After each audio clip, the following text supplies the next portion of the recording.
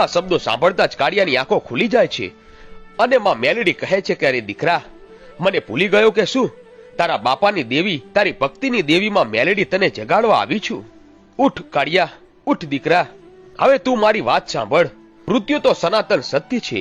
જે જીવ જન્મ્યો છે એને કાલે જવાનું જ છે. તારી માંદગીએ તને ઘેરી લીધો છે અને તારે સોનીને પૈસા આપવામાં 15 દિવસ બાકી રહ્યા છે. પણ કાળિયા, આ 15 દિવસમાંથી 13મા દિવસે તારું મૃત્યુ થવાનું છે.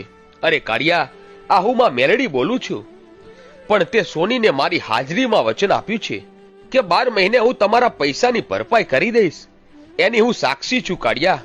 હવે 12 મહિનામાં 2 દિવસ બાકી હશે ત્યારે તારું પ્રાણ પંખીડું ઉડી જશે કાળિયા. ત્યારે કાળિયો માં મેલડીને કહે છે કે અરે માં, અરે મારા બાપાની દેવી, આ તું શું બોલે છે? હવે તું કઈક રસ્તો સુજાણ માડી. હવે હું શું કરું માં?